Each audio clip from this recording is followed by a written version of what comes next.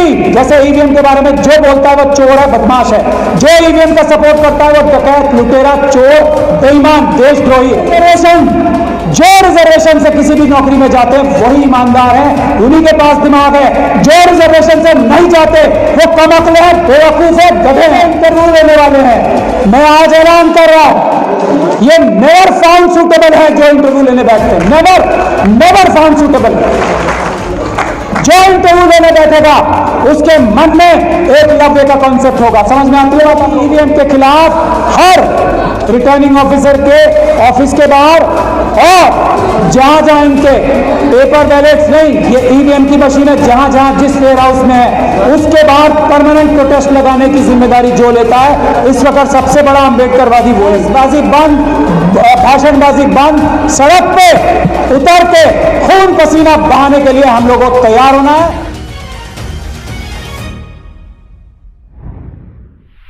पैसे कम खर्च होंगे, टाइम कम खर्च होगा और सबसे ज्यादा सुरक्षित इलेक्शन होंगे पेपर बैलेट से।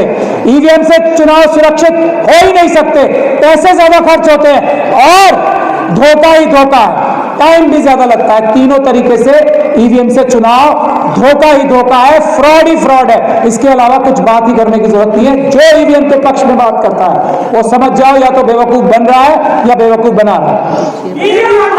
देश बचाओ,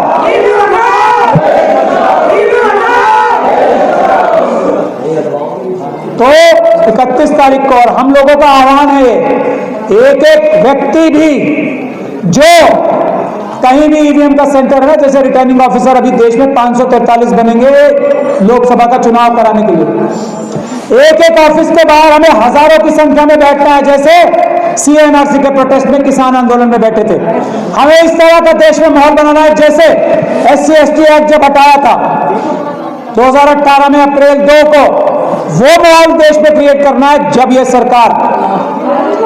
सरकार ईवीएम से चुनाव कराने से पीछे हटेगी, वरना इनकी तो जिंदगी और मौत का सवाल है। वोट इन्हें एक भी नहीं पड़ना और ये ईवीएम से चुनाव नहीं कराएंगे, ऐसा कभी संभव है? समझ लो बात। और किसी तरीके से नहीं मानने गए, दुनिया भर के झूठ बोलेंगे। अब इलेक्शन कमीशन को सड़कों पे उतार दिया, पहले हमने 50 मशीनें मांगी ना सिर्फ, कितनी ज्यादा डर लग गया। अब एक एक को जाके दिखा रहे हैं झूठ अपना कि नहीं नहीं ईवीएम की मशीनें ठीक होती है। पहले कहते थे मशीन देखने ही नहीं देंगे, बड़ी बड़ी पॉलिटिकल पार्टीज को मशीन देखने के लिए नहीं दी उन्होंने। अब एक एक गांव में जाके, एक एक गली में जाके क्यों दिखा रहे हैं? क्योंकि हमने इन्हें बेनकाब कर दिया। और ये बात जानते हैं जब अम्बेडकरवादी खड़े होते हैं, वैसे नहीं डर रहे ये। जब अम्बेडकरवादियों ने कमर कस ली है, अब मुकाबला होगा, चाहे पुलिस लाए, चाहे अपने आरएसएस के गुंडे लाए, मुकाबला होगा। ईवीएम से चुनाव नहीं होने देंगे, किसी हालत पे नहीं होने देंगे, किसी कीमत पे नहीं होने देंगे। जिसकी जो ताकत है लगा ले। देश बचाओ,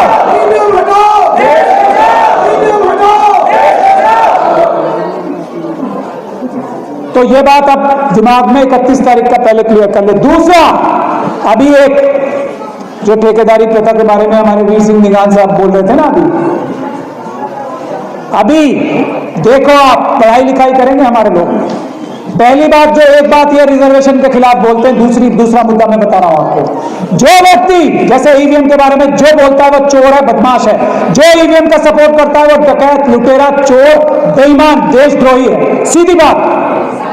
उसी तरीके से रिजर्वेशन के खिलाफ जो बोलता है वो बेईमान, चोर, लुच्चा, लफंगा, लुटेरा सब है। बात ध्यान से समझ ले। जो रिजर्वेशन से किसी भी नौकरी में जाते हैं वही ईमानदार है, उन्हीं के पास दिमाग है। जो रिजर्वेशन से नहीं जाते वो कमअक्ल है, बेवकूफ है, गधे हैं।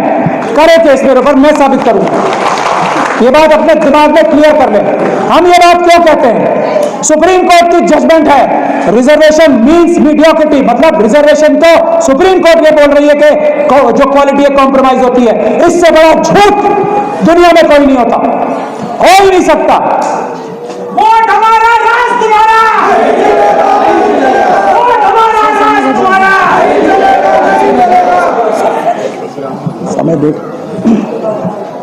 समय देखूं या थोड़ी देर और बोलूं? आप बताइए।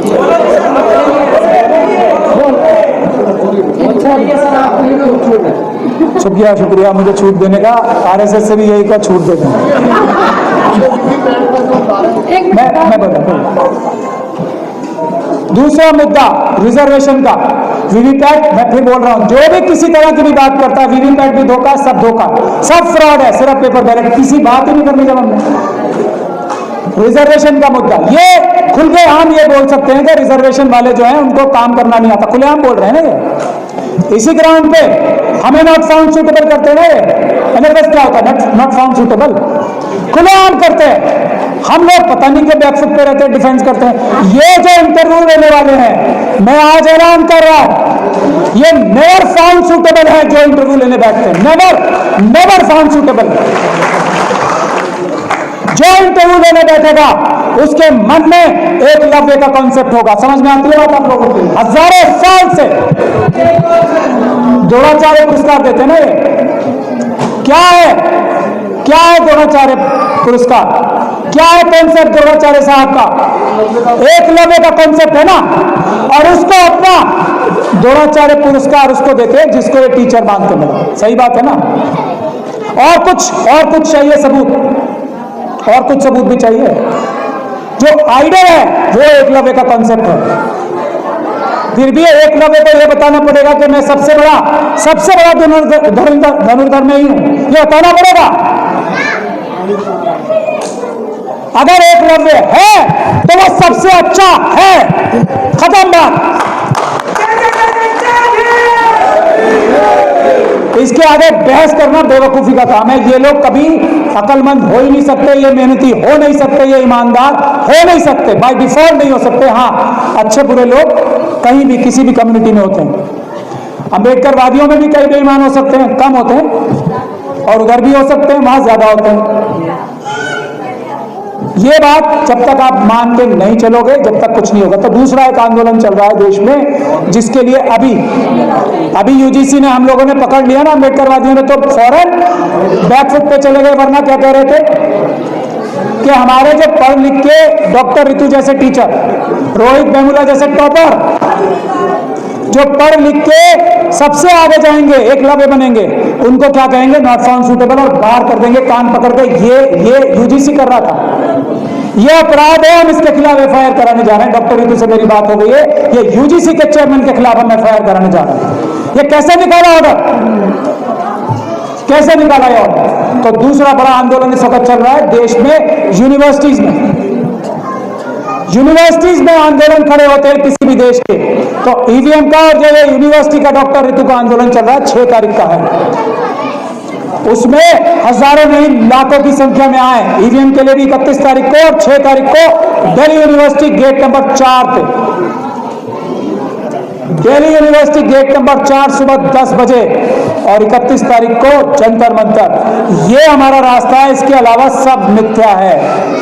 और की ईवीएम के खिलाफ हर रिटर्निंग ऑफिसर के ऑफिस के बाहर, और जहां इनके पेपर बैलेट्स नहीं, ये ईवीएम की मशीनें जहां जिस वेयर हाउस में है, उसके बाहर परमानेंट प्रोटेस्ट लगाने की जिम्मेदारी जो लेता है, इस वक्त सबसे बड़ा अम्बेडकरवादी वही, इस वक्त सबसे बड़ा संविधानवादी, इस वक्त सबसे बड़ा देशभक्त वही है जो इन 2 कामों में हमारा साथ देता है, जो इन 2 कामों में आगे बढ़ के लड़ाई करने को तैयार है। बस मेरा टाइम पूरा हो गया। मैडम भी बार खड़ी हैं पीछे। मेरी यही 2 गुजारिश है, बहसबाजी बंद, भाषणबाजी बंद, सड़क पे उतर के खून पसीना बहाने के लिए हम लोगों को तैयार होना है। हमारे सारे प्रोटेस्ट कानूनी होते हैं, हमारे सारे प्रोटेस्ट पीसफुल होते हैं। हमारे ऊपर दिल्ली यूनिवर्सिटी में लाठीचार्ज भी हुआ, भानु जी और हम पे, ऋतु पे और हम पे, चंद्रशेखर आजाद और हम पे, मंजीत नौटियाल साहब और हम पे, सब पे, कितने भाई हमारे यहाँ बैठे, सब पे लाठीचार्ज हुआ। पलट के हमने कुछ नहीं किया, चुपचाप लाठियां खाई, लेकिन हमारा आंदोलन और बड़ा हो रहा है। यही हमारी ताकत है, पीसफुल प्रोटेस्ट, मगर पीछे नहीं हटेंगे। जय भीम, जय संविधान, जय भारत।